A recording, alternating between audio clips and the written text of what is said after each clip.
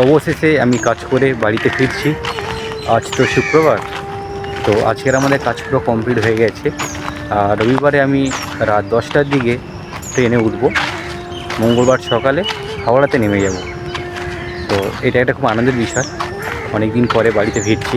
আর পুজো তো মানে বেশি দিন বাকি নেই, প্রায় তো চলে এসছে কাছাকাছি, প্রায় 7 থেকে 8 দিন বাকি হয় হাতে গোনা। তো এটাও একটা আনন্দের বিষয়, বাঙালির সব থেকে বড়ো পুজো হচ্ছে দুর্গা পুজো। তো আমার কিছু কিন্তু তো দুর্গা পূজার মানে জামা প্যান্ট, ড্রেস কিছুই কেনা হয়নি আমার, এতটা কাজের চাপে সব কিছু ভুলে গেছি। আর যাওয়ার পথে বাবা বলেছে, মা বলেছে বাবার জন্য কিছু জামা প্যান্ট নিয়ে আসিস, আর আমার জন্য না আনলে চলবে। আমি ঠিক আছে, তোমার জন্য না আনলে চলবে, তোমার জন্য তো আনতেই হবে। মা তো বলবে না যে আমার জন্য নিয়ে, সেটা আমাকে নিয়ে যেতে হবে, তাই না? মা সবারই দেখে, তো মাকে আমাকে দেখতে হবে, একটা মাত্র ছেলে। ঠিক আছে, বাদ দাও কথা। তো আমার একটা ভাই, মানে আমার পাশের বাড়ি, তো নাম হচ্ছে চঞ্চল, স্ক্রিনে শো করছে, ফটো দেখে না। ও আমাকে আজ সকালে SMS করেছে হোয়াটসঅ্যাপে, তো বলছে দাদা কাজু বাদাম আনিস। তো আমি বললাম যে ঠিক আছে, কাজু বাদাম নিয়ে যাব। আর সেই জন্য আমি বার হয়ে গেছি, আর ব্লগটা এডির জন্য ব্লগটা বানানো আমার। আর সামনে কাজু বাদাম গাছ অনেক কটা আছে এখানে, আমি আগের ভিডিওতে দিয়েছি কাজু বাদামের ভিডিও, চাইলে তোমরা দেখে আসতে পারো।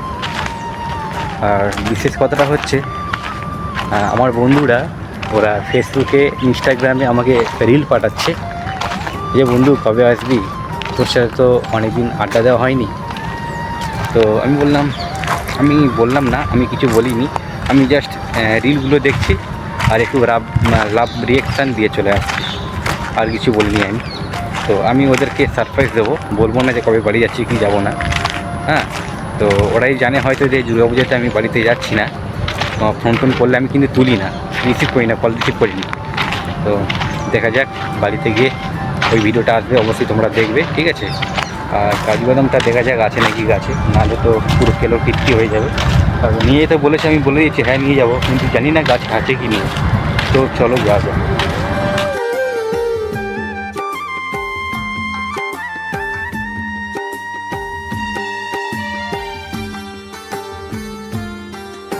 প্রত্যেকবারে আসলে এইখানে মানে কাক এত যে ভিডিও বানাতে পারি না, কথা বলতে খুব অসুবিধা হয়, মানে কথা শোনা যাবে না, ওদের আওয়াজ শোনা যাবে, কা কা কা কা করবে।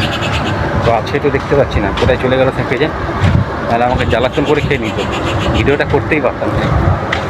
এই দেখো এই কাজু বাদামের গাছ চলে এসেছি আমি অলরেডি এখানে। তো কাজু বাদামই দেখতে পাচ্ছি, এই একটা গাছ আছে, ওইদিকে একটা গাছ আছে। ঠিক আছে, আমি যাবো ওই দিকের গাছ, ওই দিকের গাছে আমি দেখেছি, ওই থেকে যখন যাই বাজারে, ওই দিকের গাছে কিছু কিছু ফল ধরেছিল, এটা বড় হয়েছে নাকি আমি একটু যাই দেখা যায়, থাকলে পারবো নাহলে পারবো না।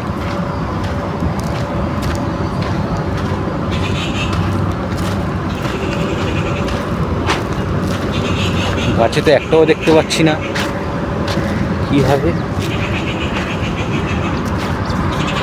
পুরো তো ফাঁকা ফাঁকা লাগবে।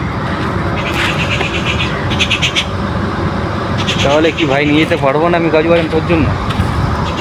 হ্যাঁ, একটাও তো দেখতে পাচ্ছি না, কী করবো রে?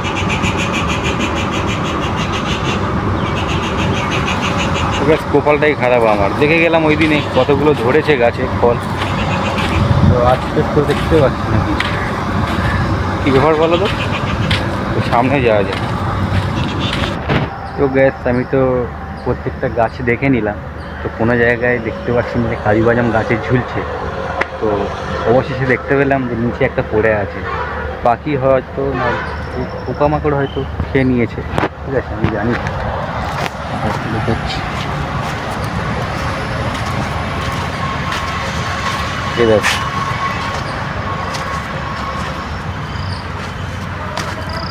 খেয়ে নিয়েছে, পুরোই খেয়ে নিয়েছে।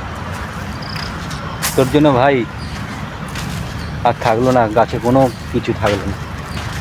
পাখিগুলো জিনিসটা নিয়ে যাবো কি বল, এরা এখনো পোকা ঘুরছে এর মধ্যে, দেখতে পাচ্ছিস? আর এই জিনিসটা এতটা মিষ্টি না, মধুর থেকেও যেন বেশি মিষ্টি লাগে খেলে। এটা পাখি খেয়ে নিয়েছে বলে আমি খাচ্ছি না, যদি ভালো লাগতো তাহলে আমি খেয়ে দেখাতাম কেমন খেতে, এটা জিনিসটা কেমন। এর ভেতরে একটু রস থাকে বুঝলে, এই রসটা খায়। আর খজুর বাদাম তো এর নিচে থাকে, এই নিচে ঝোলে। আমি দিয়েছি না আগের ভিডিওতে, চাইলে দেখে আসতে পারো তোমরা ওখান থেকে, কী কী বৃত্তান্ত, গাছ কেমন, ফল কেমন, সব কিছু দিয়েছি আমি। তো পেলাম না, কী করবো, অনেকক্ষণ চলে এলাম, প্রায় 1-2 ঘন্টা হয়ে গেল, ঘুরে ঘুরে কোনো জায়গায় পেলাম না। তো চলো ভিডিওটা এই পর্যন্ত শেষ করছি, ভিডিওটা ভালো লাগছে না আমার। আজকে একটু শুভ, খুব কষ্ট হয়েছে, ঢালাই হয়েছে তো, শুভ একটু আজ, ঠিক আছে। তো দেখা হচ্ছে নেক্সট ভিডিওতে, হ্যাঁ, বাই বাই।